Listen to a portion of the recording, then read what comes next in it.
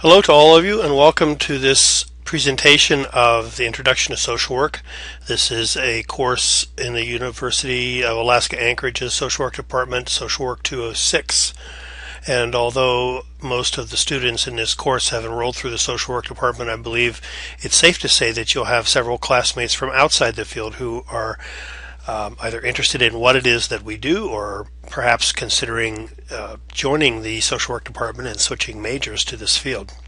And so this is very introductory, and the course will cover a number of different fields of practice that social workers find themselves in during the course of their career.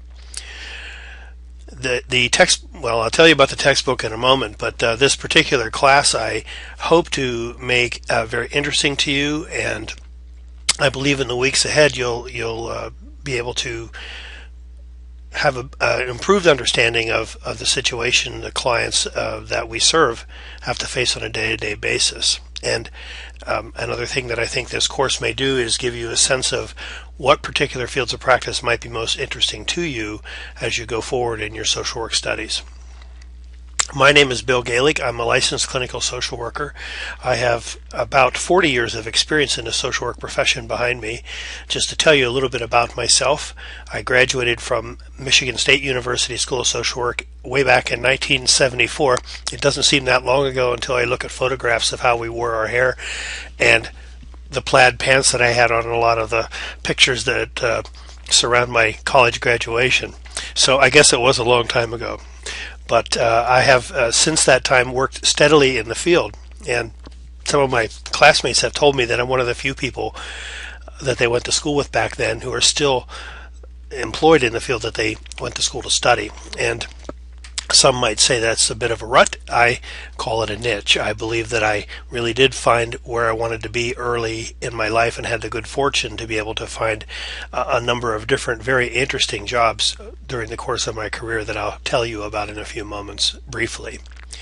In 1982, I went back to school. I worked for 8 years in the field and then went back to school and got my master's in social work from Florida State University in Tallahassee. And so I've been trained in both the North and the South, and in different schools of social work with some different approaches, in fact, to how we practice our profession.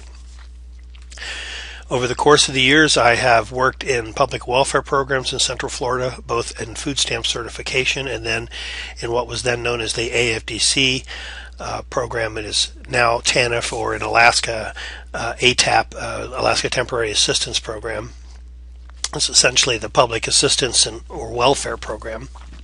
Following a few years working in those programs, I went to work in child protection in Central Florida and carried a caseload of kids who were in danger in their home or who needed to be removed from their homes and placed with relatives. After about 4 years there, I went to work in a home where we placed children from my child protection office. It was called Great Oaks Village in the time, and it's the children's home in Orange County, Florida. It's an interesting place there in Orange County, Florida, although Orange County itself is conservative politically, quite conservative politically. The Board of Commissioners have always been very proud of the fact that they took care of their children. And this institution where I worked there for about 7.5 or 8 years as a caseworker and then as casework supervisor, has a long history going back, I believe, into even the late 1800s when it was first called the Orange County Poor Farm. There's a lot of history there that not time to talk about in this particular discussion today. But this program has since expanded and grown since I left down there. But at the time that I worked there, we had 128 beds and worked with children from ages 6 to 18. Then I made the big decision to move to Alaska, and in 1987 I arrived with my 16-year-old son, and I went to work as an outpatient therapist at the mental health center here in Kenai. My practice was really broad-ranging, but mostly focused upon children and adolescents and families. And in 1995 I found my way back into child protection, being hired as a supervisor of the Kenai Child Protection Office for the state of Alaska. Presently I focus upon supervising the child protection investigations, now known as initial assessments, in the Kenai office. And I also supervise the small office in Seward, which handles everything in child protection from first reports to adoption, in fact. I've also been able to have the pleasure of teaching at different institutions over the years. In Orlando, before I left, I was invited to teach at the School of Social Work and taught a senior level course in the Department of Social Work at the University of Central Florida. And since coming to Alaska, was invited to teach at the Kenai Peninsula College and have taught a variety of courses there over the last 20 years involving sociology, human services, and social work. Most recently, also, I've begun teaching courses over the web for the School of Social Work at the University of Alaska Anchorage, and this course is one of their offerings, and it's been quite a distinct pleasure and privilege to be able to teach for them as well. So at the present time, I'm teaching for both institutions, sometimes in the classroom for Kenai Peninsula College, but nowadays mostly in an online environment. I have come to recognize that the e-learning environment is a very good environment for teaching and for learning, and if you participate in the course as it's designed for you to participate, I think you're going to find that you gain a lot from this interaction. This is far and above much better than correspondence courses I've taken. It is more demanding of you. It does require that you keep up with the pace of the course very steadily. But if you do that, I think you're going to come out of this class feeling as though it's really a very good experience and has helped to shape some of your thinking and your knowledge, certainly, of the field. My contact information is here. The first is the university address and my email address. That is the address that the university prefers that we use. However, I can tell you that the other email address is my home email address, and that's an email that only I access, and so it is a private address as well. And so you should feel free to communicate with me there. Either address is fine. I tend to check my home address more frequently than my university address. There are also telephone numbers here for you, both my cell and my home numbers. During the day, when I'm still working full-time, I may not be able to respond to your calls, but I'll do my best to get back with you within a day or two when you do call me. Your textbook for the course. Unlike most of the courses that I teach, for those of you that have had other classes with me, we only have one book in this class. I am going to assign some readings for you from the web as we go along. For those of you who have had courses with me previously, a few of those readings will be familiar to you, but it won't hurt you to read them again in another context. But by and large, most of the work that you're going to be doing as far as reading for the course at least is going to come out of this particular text. This is a very easy reading textbook. The author is a social worker from way back as well, and he has a very, very good style as far as writing goes. And you're going to find that although the text looks pretty big, it really reads quickly. And you may have 2 or 3 chapters to read during the week, but I think you're going to find you're not going to have to spend a lot of time reading them. It's just an easy reading kind of course. But I do encourage you to read carefully and explore and think about the issues that he raises in this book.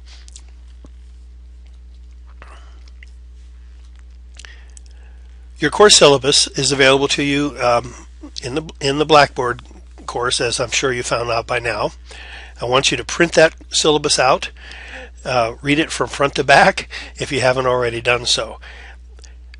The syllabus may have a few things that I'll need to correct as the semester goes along, and if I make changes in the syllabus, I'll be sure to contact you and let you know about it.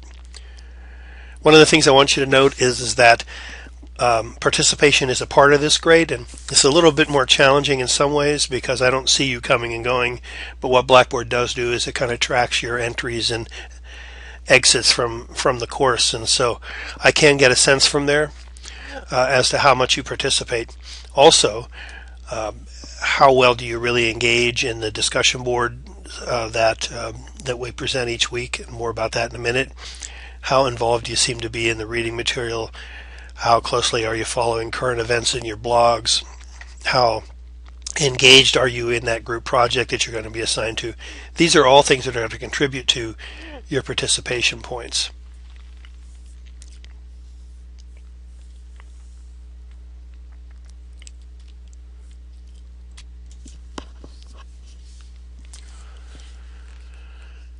Here's the outline of the way you're going to go about earning points during the course of the semester. Your attendance is 50 points. Your discussion boards and blogs altogether will be 280 points.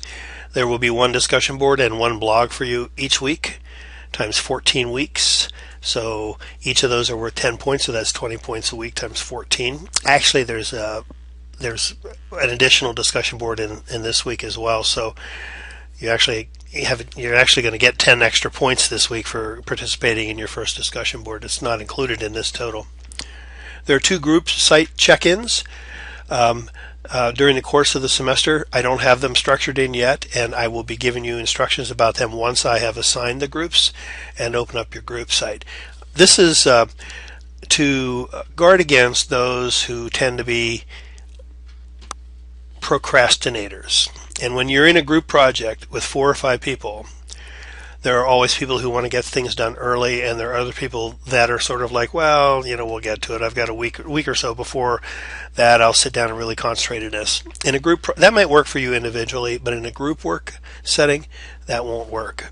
You're going to have to try to engage with your group members and to keep working on this steadily. You're going to find the work is much more pleasant and less, I think, intrusive to you if you do that anyway. And so what we'll be doing is we're going to have a couple of points designated after those groups are assigned, where I'm going to be looking to see if you've been involved with your group. And on those dates, if you haven't done that, you won't get the points for the group check-in. If you have, and it appears as though you're sincere in your involvement, then you'll get the points. So, and perhaps there'll be some sort of halfway in between. You might get 10 out of the 20 points if you're there, but not, doing a little bit, but not as much or whatever. So the message in this is check in with your group regularly once it's assigned until that project is turned in, and don't wait until the last minute, or don't check in at the beginning and not show up again until the very last minute. It drives people crazy, including your instructor. Your group project is going to be 150 points, and I'll explain this to you in a few moments, what this is going to involve. This is probably a little different from, for those of you who took prior courses, it's going to be a little different from what you did before, so stay tuned. When the group projects are done, I'm going to post those projects in a discussion board forum, and the rest of you, everybody will have an opportunity to read each other's papers and to participate in a discussion forum on that particular topic. And by doing so, you'll earn another 50 points, up to 50 points. There are also 2 tests during the semester, one about midterm, the other at the end, for a total of 100 points. The first one's worth 40 points, the second one worth 60, and that is a cumulative test. And so altogether, you have 670 points. Now, in addition to that, there will be 5 extra discussion boards during the course of the semester that will give you an opportunity to earn up to 50 additional points. So in some weeks there will be 2 discussion boards, and when you have 2 discussion boards, you can opt to answer either one of them or both. Or, well, you can opt to answer none if you don't want any points, but if you want to just get your 10 points for the week for the discussion boards, doesn't matter which one you choose. If you want to get those bonus points, then obviously you're going to have to answer both. And so that's kind of how that will work. Here's your grading scale. Oh, it says 700i. Should be 670. I'm sorry about that, but this is pretty standard grading, I think, in most courses in a university. And the syllabus also spells out the points associated with the 90% and 80% too, so you can see exactly how many points you have to have for each grade. Participation in attendance, you get 50 points. So we've already talked about that. Your discussion boards. Well, your reading assignment is posted on Sunday morning, and that is every week your weekly course content menu item will have a new learning unit open on Sunday morning. And so complete the reading assignments that are given to you in the discussion board, and sometimes it will be chapters from the text. Occasionally there'll be some other kinds of things, kind of unusual things, and there will also be some web readings from time to time. Complete those readings. And then when you get to the point in the weekly course content where it takes you to the discussion board, you're going to find a question that has something to do with what you've read. And so the idea is then you make a post by the following Sunday night, so you have a week to kind of do this and think it over and decide what you want to write. Your post should be a minimum of 150 words. And by the following Sunday night, be entered then. And then by the following Thursday, so this is 10 days after this is all opened, or 11 days, you should go back in, read at least 2 other classmates' posts. Read more, actually, because it really is very interesting. This is the chance, this is your opportunity here to interact with your classmates and to exchange ideas and thoughts about what you're studying and reading and what they've said. Sometimes will spur some things in you that you want to comment to or respond to. So anyway, your responses to a minimum of 2 classmates posts each week. And so your original response to the question, which is 150 words, or a minimum 150 words on the following Sunday night. By the Thursday night after that, at least 2 responses. They don't have to be 150 words. They can be shorter, but should be meaningful to 2 classmates' posts. The original post plus 2 responses will give you 10 points. Now, I refer you to the course content or the course menu item that's called Board and Blog Grading Guidelines for a more explicit description of how I figure out whether you should have 10 points or 8 points or 9 points. I often get questions emailed to me from students about why is it I only got 7 points for this post. And usually the answer to that is in that description of how I come up with my 10 points or not. So please try to read that first. So there's a outline of how you would make your posts, and just by the way, something I don't have on here but that I want to mention to you, the grading is generally going to be 2 weeks after the learning unit opens. So in this particular example here, where this learning unit opens on Sunday, February the 2nd, this says original 2 responses. That's wrong.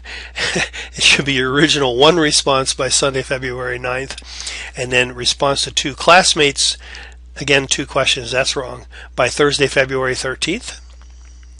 I will grade probably the weekend after that, and so Saturday, Sunday is when I do all of my work in this class because this is part-time work for me. And so the following weekend, then after all of that, is when I'll go back because that's when everybody should have their posts in, and I'll grade then. So just in terms of when you can expect to see grading, it's going to be delayed a couple of weeks because of that. Discussion boards are public in the extent that everyone in the class can read what you write. And by the way, once you've posted something, you can't delete it. So keep that in mind. And I apologize for the confusion about the 2 responses here. This is a slide that I have kind of reworked, and I missed that. You only have 1 question generally. Sometimes you have 2, but that's an additional extra credit. So next, there's a current events post. I call it your weekly e-scrapbook blog, and this will also be in your weekly course content. So what I want you to do is to find some item of interest out there that's related to social work, your clients, the programs that we work in, the types of situations that we are involved in, the kinds of fields of practice we have, human rights, civil rights, inequalities, all of those kinds of things. This is in the news all of the time. Sometimes it's political stuff, sometimes it's social stuff, human interest stories sometimes it's articles about our U.S. representatives' opinions about education bills that are important to us, those kinds of things. So find something that is applicable to this field and to this field of practice and study. Make a brief description of what the article was about and tell me where you got it from. Cite the source and the date of the source, and then give me a reaction in this blog of about 150 words minimum to that study, or to that article rather. So this is worth 10 points to you. This is a private post. This is just between you and me. No one else in the class reads it. So this is an opportunity for you to be a little more, say, blunt about what you're thinking.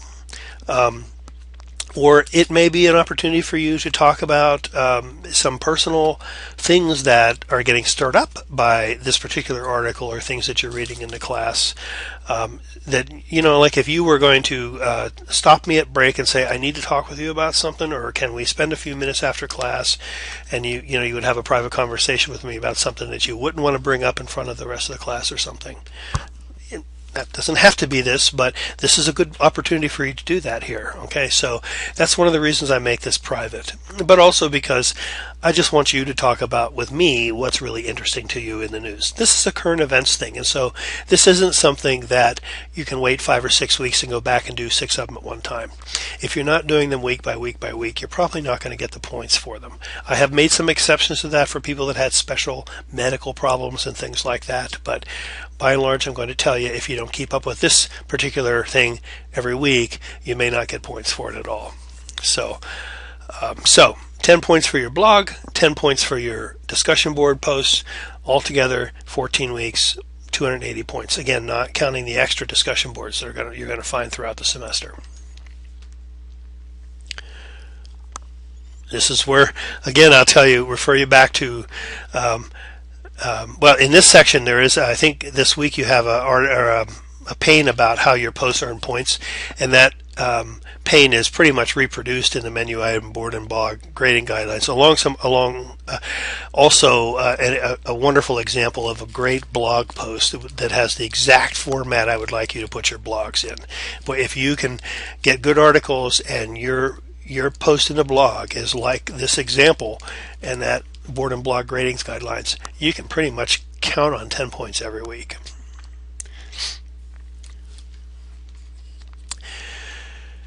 Your research project, you and 2 or 3, maybe 4, it depends on how many students wind up in this class, are going to work together to study a group that has to deal with diversity issues. So that this could be racial minority groups, it could be sexual orientation, it could be a religious minority, it might be an ethnic minority, etc., etc. And so you're going to be assigned to a particular group to study, basically, and to prepare a paper that's going to be 12 to 15 pages long. And your study should really kind of look at minority issues and many different kinds of things that impact those minorities. I'll have some ideas for you. I have some ideas for you, but I can't find my note right now that just about some of the things that you might explore, but I'll give you some ideas as the time comes about how you might go about doing this study, what kind of sources you might pull, what kind of things you might look at.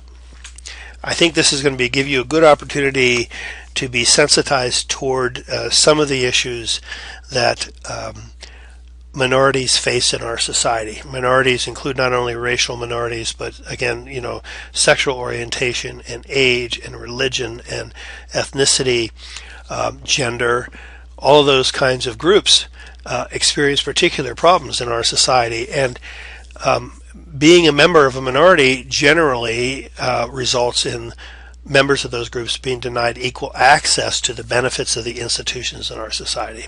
So this is probably not news to you, but if it is, you're going to learn a lot about that as the semester goes along and through this project. I wish I could find my note, but I can't. I know it's here on my desk, so I'll run across it, and we'll tell you more when the time of the project, when the time is to be assigned. I expect that I'll have those groups identified in a couple of weeks, so you can get started on this. You'll get an announcement through your university email when the group is formed.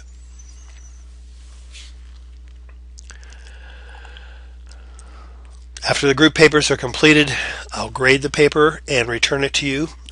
You will have a project work site in the course where you will quote unquote meet with your fellow group members. And, and if you all are close by geographically and decide you want to meet face to face, that's all the better. But some of you are outlying places, some of you don't have the opportunity to meet, and so really your workspace is going to be this group site. It'll be within Blackboard just for your group.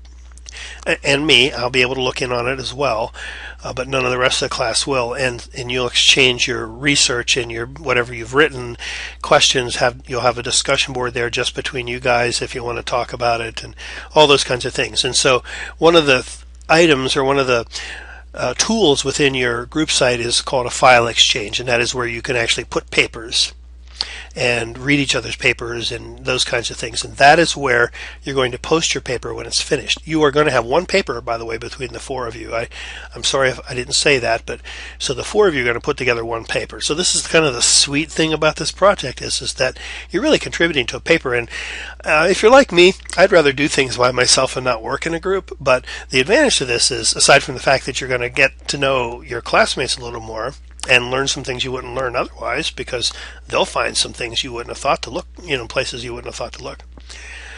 The workload's going to be less because, instead of writing 12 to 15 pages, you're going to be, it depends on how your group divides up its work, but, let's say you just said, okay, each of us is going to be responsible for 3 or 4 pages. It's a lot less of an issue, but again, more on that later. So you're going to write your paper, submit it to me in your file exchange. I'll download it. I will read it. I will make my little professorial marks on it and grade it. Upload it back to your file exchange so you can go there. Everybody can get their own marked up copy of the paper that way. All of this secure, by the way, none of it through email. The university likes that. FERPA likes that. So this is an important thing that we don't exchange things through email that way. The other thing I'll do then is take your original paper without all of my markings on it and post it in a discussion board forum then for your classmates to review and to participate in a discussion on your topic. Likewise, you'll be reading your classmates' projects as well. Mentioned earlier, 2 tests. The tests will open in Blackboard and will close in Blackboard. Open book, you don't have to have it proctored. I only ask you, and this is totally honor system, I have to tell you, but do your own work, and I don't know if any of you have roommates and you're both taking this course or whatever, but really do your own test. It's just it's the honorable thing to do, but no one's going to check on you about this. I will give you an opportunity, although you don't have a chance for makeup. The test safe will open on a Thursday of a certain week, and it'll be open for 11 days and will close. Once it's closed, you can't get access to that test anymore, so you don't want to miss the window when it's open. However, you can take that test at any time during that time. And the other thing is that you will have an opportunity, if you don't like your first score, to take the test again. And the higher of your 2 scores will be the one that's recorded. So if you do worse the second time around, it won't hurt you. But it's important to remember tests have to be concluded within the timelines, and so don't miss them because it's a pretty big chunk of your grade. Multiple choice, true false is the format for the testing.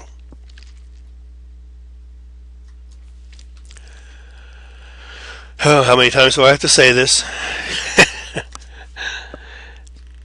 Bonus points. Again, additional discussion boards and weekly content will afford you an opportunity to earn up to 50 bonus points during the semester, over and above the 670 points total. Your course, if you've noticed, opens to the announcements page. Whenever I post an announcement, I will have that announcement emailed to you also. So if your email is good with the university, you'll get an email from me every time that an announcement is posted. If when you open the course you see announcements that you didn't get an email, you need to check with the university and make sure your email address is working properly. So far, I haven't gotten any bounce backs. Every now and then I'll get bounce backs saying so-and-so's email, we couldn't send it to this address. I haven't gotten any in this class, so that tells me you probably all got good email addresses this semester. But I will post important information for your course in announcements, and it's very important that you read what I send out. If you don't, you're going to miss some stuff. And this is kind of how, like, at the beginning of the class, I would say, hey, before we get started, I have this I want to tell you. This is how I'm going to do that with announcements, because I don't get this chance. We don't have eLife sessions, we don't, and I'm not going to be recording these lectures every week, because some of these lectures, this lecture, you're going to get brand new lectures this semester, because I haven't taught this particular course in 10, 12 years probably since I've done this class. So this is a brand new lecture, but and other versions of other classes I teach, my lectures recycle 2 or 3 times before I update them. So be sure, and this is in red and this bold because I want you to remember this, and I hope that it kind of burns its way into your irises so that when you close your eyes at night, you'll see this again. Be sure to check your university email account regularly and frequently. It is your responsibility to check your university email account regularly and frequently. If you don't get this information, I can't help it. So remember, check your university email address regularly and frequently.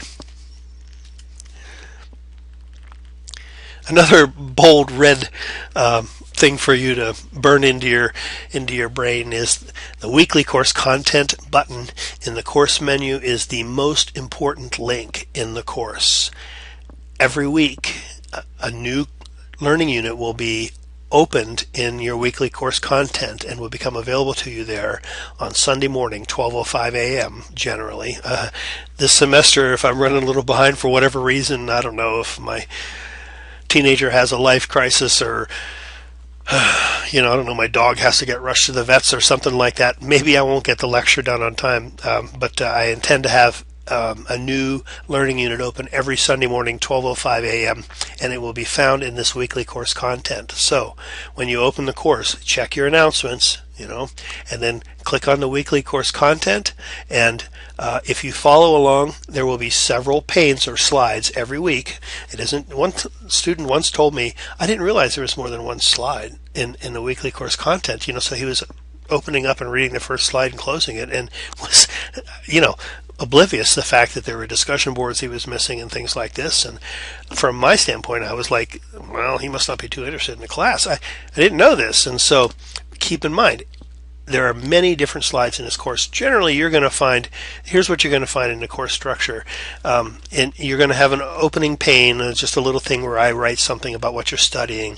The next pane is going to be a listing of the course objectives for the week. What things are you going to gain from this particular learning unit as it relates to the goals and objectives in your syllabus? The next unit will be, the next pane will show you what the reading assignments are for the week. And they'll all be spelled out there, a little bit of summary. The next pane will have, generally, again, will be 1 or 2 or sometimes 3 course lectures. I'm breaking these lectures up into into numerous lectures because we're just encouraged not to give you hour-and-a-half videos, so I'm trying to break these up so that they're smaller, shorter lectures. Some of them will still be longer than I want it to be, but in any event, you'll find 1, 2, 3 lectures, whatever, in the next few panes. After that, you're going to see your discussion board access, and so you click on that. You can type in your discussion board. You come back to the course. The next pane is probably going to be your e-scrapbook blog. Oh, and by the way, you can only access the discussion board through the weekly course content. There will not be a button for your discussion boards on the course menu. There will not be. So you have to come into the course and work through the course to get the discussion board. And there's a reason for that. It's because you're supposed to do all of these other things first, then read, and then write into the discussion board. I don't want people just shortcutting to the discussion board before they've done the reading and listened to the lectures. So the e-scrapbook is the same way. You'll access that only through your weekly course content. There will be a link in that page that will take you to your blog site and where you type in your entry. Okay, come back to the course again. You will find then a slide or a pane or a panel with Usually I'll have the PDF versions of the lectures so that you'll have the lectures there without sound, but you can download the slides if you want, the lecture slides. And then finally, usually then there's another little summary thing that I write up, which I really do hope you read, because I'm thinking a lot about what I want to say here, and I really do appreciate it if my students pay attention to it. It's not too much, but there'll be a little bit there. So you see there's 7, 8, 9 slides. This week you've got a lot more slides because there's just a lot of stuff to cover about how the course is structured. But generally 7, 8, 9 slides. Sometimes a few other things will be in there. So don't miss them. All through the weekly course content, the single most important link in the course. If this is your first online course, you may be new to the concept of Netiquette, but I just want to be clear for everyone that I do expect that we treat each other civilly in our discussion boards and in our blogs. Maybe you can be a little blunter with me in the blog, but I have feelings too, so remember that and try to be sensitive to that. But you can certainly be honest with me about things. And I'm not saying being respectful of others doesn't mean we're not honest. It just means we need to be sensitive to how we put it. If you want to be honest with somebody, they're not going to hear you if you're certainly not if you're abusive, and we'd never have that. But if you're arrogant or ignorant of somebody's feelings or those kinds of things, other people aren't going to hear what you're saying. That's an important thing to keep in mind in this field. You have to shape what you say. It's your responsibility to shape it in a way that the other person hears what you want them to what you want them to hear. And you have to do that. That means being sensitive to other people and sensitive to how they're going to take it. So put yourself in their place. And if you do that, you won't have an issue with Netiquette. Remember, we all know this now. If you type in all caps, everybody says that's yelling. I have a friend who emails me every week, and he types in all caps all the time, and he is hard of hearing, so maybe in his head he is yelling. I don't know, but I know he's not yelling at me. It's just he doesn't like kind of messing around with the shifter. But generally, caps are considered to be yelling. So online interactions, as this says, lack the verbal and nonverbal cues, and so it's very, very easy to misunderstand others' comments or to misinterpret what is said. And so just remember that when you write, and there are real people reading what you are writing, real people with feelings, real people who belong to some of the groups that we're going to be studying during the semester. Of course, never threaten, never post comments that are derogatory about others. Forgive people who make mistakes when that does happen. If ever anybody is being abusive, or extremely disrespectful, and I haven't noticed it, if you don't see me making something comment, please feel free to let me know if you are being offended by things. But again, I want us to be able to be open and honest with each other and to speak our minds, but we need to do so in a way that other people can hear us.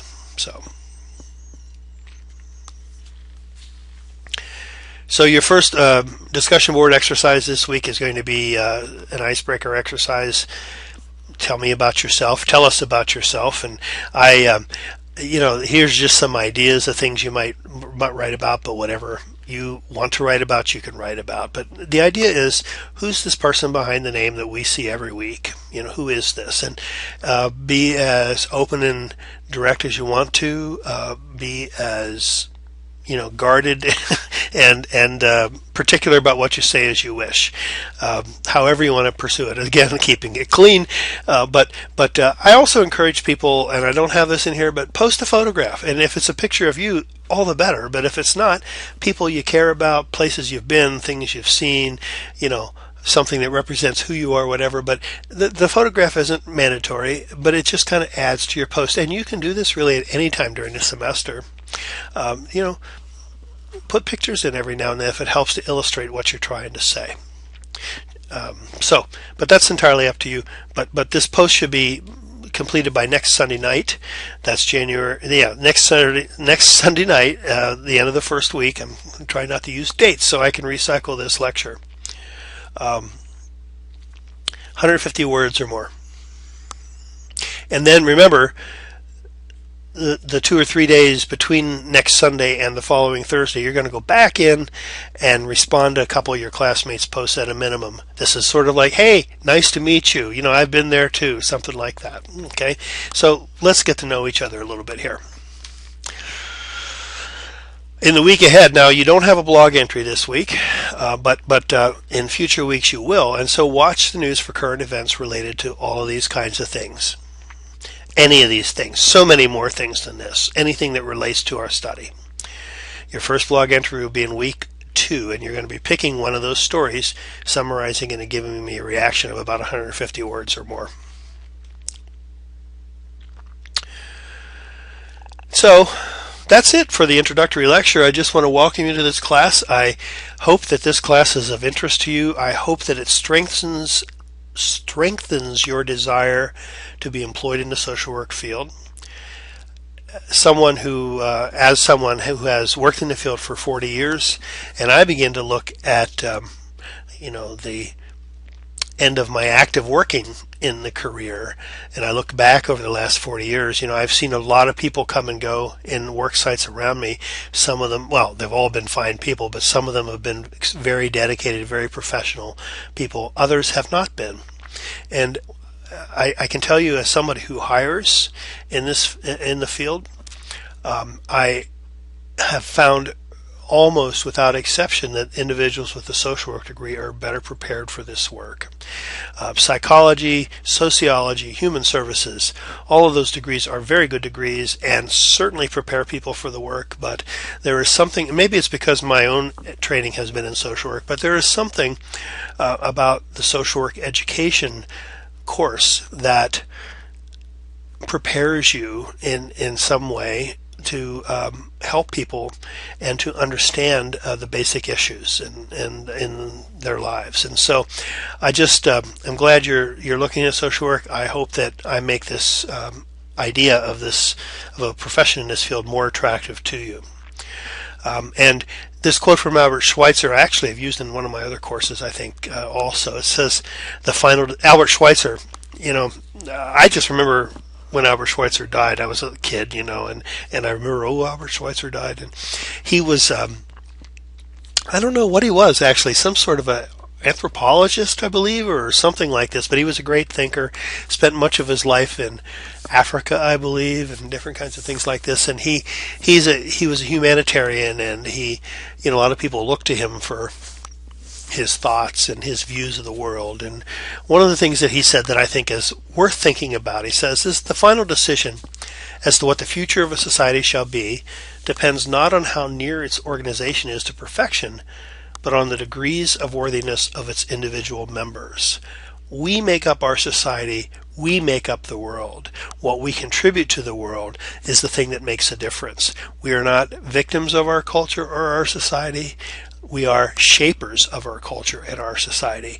And whether through action or inaction, we make our society what it is. And so these are Bill Galic words, by the way. I'm saying to you, be involved, get involved. This is one of the things about the social work profession that is so wonderful, is that it encourages activism. It really is activism. And so get involved in things and work for change where change is necessary. And the other thing I'll say to you is that I think something you'll hear me say over and over again, those of you that have had my courses before have heard me say it before, we're really not talking so much about individual change as we're talking about institutional change. If we really want to make a big difference, we have to change the way society works, not so much the way people function. And certainly that's a part of our job, but the bigger job is how do we make this world a better place. So with that, I'll leave you with those thoughts. There is another lecture this week, I believe, so carry on, and talk with you again next week. Bye.